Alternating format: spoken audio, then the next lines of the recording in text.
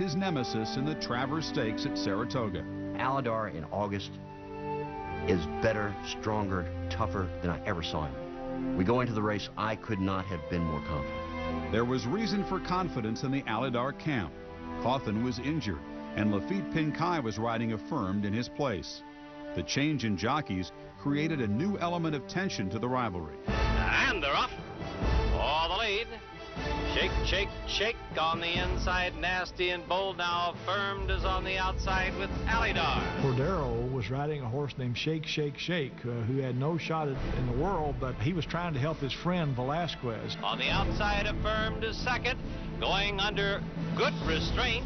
Then 2 lengths back, now a length and a half, Alydar in third.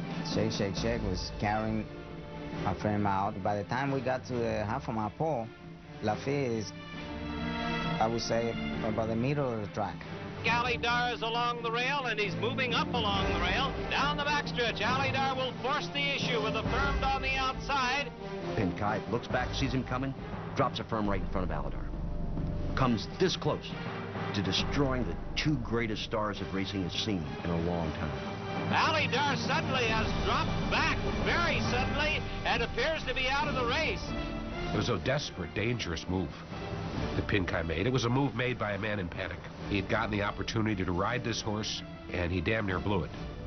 It's Affirmed, and he has it by a length and a half. Alydar driving, can't catch him on the outside. No sooner had the horses passed under the wire than the track stewards convened briefly and disqualified Affirmed, giving Alydar his 3rd victory in 10 meetings.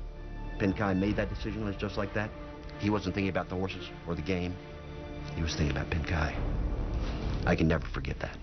I didn't realize that we got so close, and I cut him off on the turn. I felt really bad. It was one of my lowest points in my career. After what we'd seen in the Triple Crown races, that was such an unsatisfactory renewal of that rivalry. After suffering an injury in July 1979, Alydar was retired to stud at Calumet.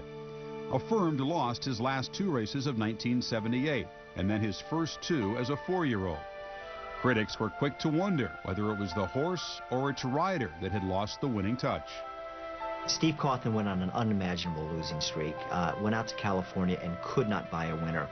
And all of a sudden, it's what's wrong with Cauthen? Anyone can go on a bad streak. There are jockeys who go 0 for 80, 0 for 100 all the time. It's just nobody focuses on it. And they began running a box every day in the racing page. Cauthen lost this many races yesterday. This is how many he's up to. He wound up losing 110 straight races out there. One of the most difficult decisions that Lazaro Barrera and the Wolfsons ever had to make was taking Steve Cauthen off Affirmed. Affirmed at that particular season of his 4-year-old career needed a new direction. And no sooner do they get rid of him and PINCAY comes in and he takes over and he starts winning everything in sight. Winning his last 7 races, Affirmed retired on top, but the future belonged to Alydar. Alydar killed him in the breeding shed. Alydar was one of the greats there. And if you're good in the breeding shed, you're very popular in Kentucky. After all the miles they traveled to go through the entire Triple Crown in this heated, intense rivalry, that they would wind up in the same stallion barn. What were the chances of that? After Alydar had already established himself, Affirmed is moved to Calumet Farm to stand stud. When Affirmed comes off the trailer, Alydar is in his stall. All of a sudden, he starts a ruckus. You can hear him, he's kind of whining and kicking around, and maybe it was coincidence, but it's almost like you again. Affirmed was a very useful stallion, but Alydar wound up winning the last heat because he was the better stallion. Alydar's progeny is a who's who in racing. He sired 76 stakes winners, among them 2 Kentucky Derby winners, Strike the Gold and Ali Sheba.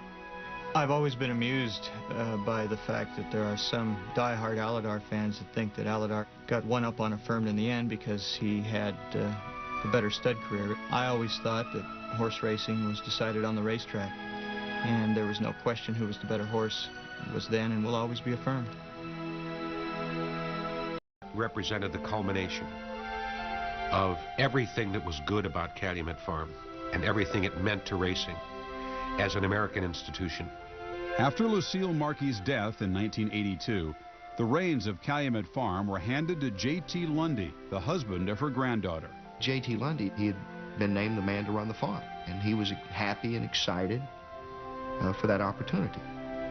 But he'd grown up on a working class farm, and you can imagine the situation of coming out of the mailroom to run a major corporation. The next thing you know, Calumet's winning Grade 1 races on the same day in 2 different parts of the country. So as a horseman, he did the job. But from a financial and business point of view, he just wasn't qualified.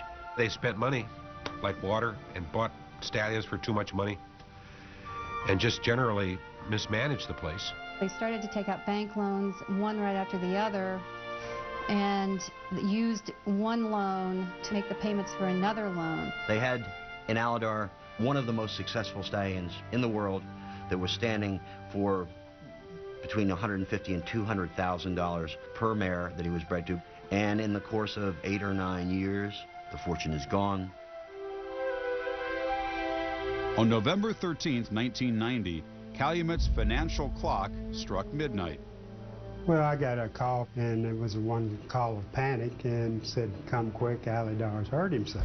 And I arrived on the scene. The prize animal of the farm, or the cornerstone of the farm, was standing with one leg off the ground, and it was just hanging on by skin, and he had a broken leg. We looked at the fracture. We agreed that it was a serious fracture. It had penetrated the skin. It's not as if a horse with that injury has never been saved before, but the percentages are very low. But this was Alydar, and however slim the chances, a veterinary team worked to save the leg. Once we got the plate in, the pins in, the cast put on, we took him to the recovery stall, and we slipped a hoist under him, something that was hooked to a hydraulic lift in the ceiling. The next morning looked fine, except for the fact that he was becoming somewhat apprehensive in the sling. So we basically made the decision to take him out of the sling. Once we took him out of the sling, he was terrific. He relaxed, he dropped his head, began to eat again. JT is just tickled to death. He's thinks, well, we're not going to lose any breeding time. Then, in an instant, tragedy returned with deadly force. Turned around and was able to see him go forward, and heard the crack that indicated that he had broken another bone. Now he's got 2 fractures in the same limb. This is a femur, the upper thigh bone. With a fractured femur, there's no repair option. Well, I asked Dr. BRAMLAGE and Dr. Baker, and they said, they just kind of shook their head. And I said, let's do it. The shock this week, though, was news of the death of one of the nation's current leading stallions, Alydar. The 15-year-old stallion fractured the cannon bone of his right rear leg after kicking his stall door last Tuesday night. When the media asked the question, how did Alydar break his leg in the first place, the answer seemed simple enough. He's a kind of horse that was rambunctious and could be mean at times, and liked to kick up his heels, literally. Well, Alydar would throw a fit about once a month. You know, I guess the equivalent of a tantrum. And he was just a rough, mean horse. He had a history of kicking his stall doors. Well, this night he apparently kicked it once too often. Somehow, in that space between that door and the wall of the stall, that hoof became entangled. Some horses would have reacted to getting their foot caught by just waiting until the groom came by to get them loose. But that wasn't Alydar's temperament. And if he bent that the wrong direction, that would easily have snapped the limb. When it was revealed that a Texas bank had threatened to foreclose on Calumet Farm less than 3 weeks before Alydar's death, many in the racing community began to question the circumstances surrounding his fatal injury.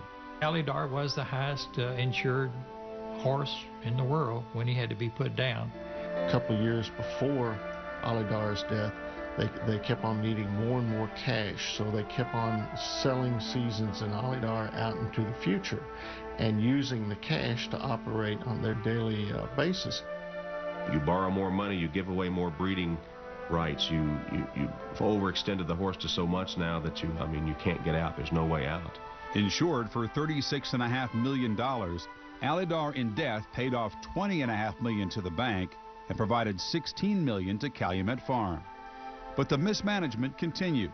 In 1991, the greatest horse farm in history filed for bankruptcy, with debts totaling more than $120 million. I think he was murdered.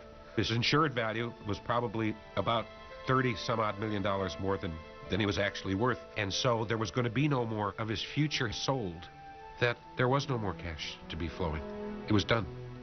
So it became, which was the greater need? Was it the need to preserve the cash cow, or was it to secure money to pay the insurance premiums? The choice in some people's mind was that they just used the death of the horse to collect the insurance, to float the farm along for another couple of years. I always thought he was still worth more alive than dead. Even though a lot of the Calumet people then were bad guys, okay, I still think that somewhere deep inside him, having been around horses, they wouldn't do something like that. So when they say they think it was an accident, that's what I believe. In my own heart, I think that there was something very nefarious about Alydar's death. Just too many things that happened. The night watchman, the regular night watchman, was relieved of his duties that night. Those stall doors, which weigh thousands of pounds, mysteriously was open just this far so the horse could get his leg in and break his leg. Just too many things. The horrible part of it was whatever happened, and I guess we will never know for sure, but I think everyone feels that this wonderful horse wound up being the ultimate cost of that whole fiasco. Although J.T. Lundy and one of his associates have served time in jail for bribery and fraud, no charges were ever brought in the death of Alydar. The case remains open. Dr. Larry Bramlage is respected as one of the finest veterinarians in the business, and he's a man of utmost integrity. His statements are the strongest thing the Calumet people have going in their corner. It's been proposed that someone broke his limb with a crowbar. Let me give you the biggest reason why I believe that that doesn't hold water. Even if someone was holding the horse for you, when you make a sudden motion like swinging a crowbar, the horse is going to be wary on the right hind limb. You wouldn't have got a clean shot there. For J.T. Lundy, neither lawyers nor veterinarians have been able to clear his name. Talk about a fall from grace. Here's a guy who at one time in his life had more money than he knew what to do with.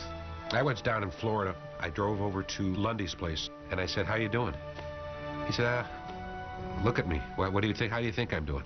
I think that JT basically got in over his head. I've always believed that if he knew, he really didn't want it to happen. I think that he was swept into very, very strong forces of evil.